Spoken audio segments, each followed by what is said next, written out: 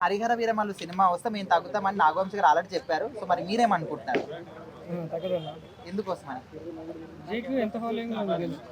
హ్మ్. పవన్ కళ్యాణ్ గారికి ఎంత ఉందో విజయ్ గారికి కూడా అంతే ఉంది. హ్మ్. అదేం తగ్గిద్దన్నా? యూత్ ఇప్పుడు యూత్ ఐకాన్ ఆయన. హ్మ్. తగ్గదు. అంటే ఇప్పుడు సినిమాల వరకు ఫ్యాన్స్ ఉన్నారు ఓకే. సో అక్కడ డిప్యూటీ సీఎం అయ్యారు. దేశవ్యాప్తంగా కూడా గుర్తింపు వచ్చింది. మరి కొన్ని సంవత్సరాల నుంచి వెయిట్ చేస్తున్నారు ఒక సినిమా కోసం. హ్మ్. సో మరి ఖచ్చితంగా ఈ సినిమాకి ఎక్కువ ఉంటుంది కదా హిట్ అయ్యే chance.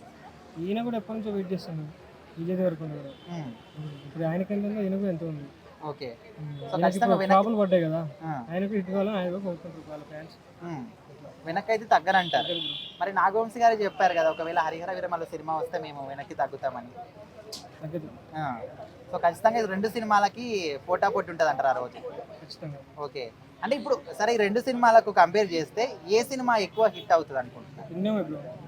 Obviously Kingdom. Kingdom bro. అంటే అక్కడ పవర్ స్టార్ని పెట్టుకొని మీరు ఏ విధంగా చెప్తున్నారు కింగ్డమ్ హిట్ అవుతుందని? నేను Vijay Deverakonda fan bro. Okay. ఈ దెబ్బతో మళ్ళీ విజయ్ దేవరకొండ ఫామ్ లోకి వస్తాడు. అవును ఖచ్చితంగా. 100%. అంటే ఎలా చెప్పగలను? నేను ఫ్యాన్ గా చెప్తాను. ట్రైలర్ చూస్తారా లేకపోతే మీకు ఏం ట్రైలర్ చూసిన. మీరు చూసిరా? చూస్తాను. అంటే లుక్ ఇంట్రెస్టింగ్ అనిపించిందా లేదా కాన్సెప్ట్?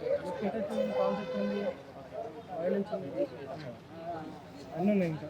అయితే మళ్ళీ హరిహర వీరమల్లు పోస్ట్ పోన్ అయిందంట.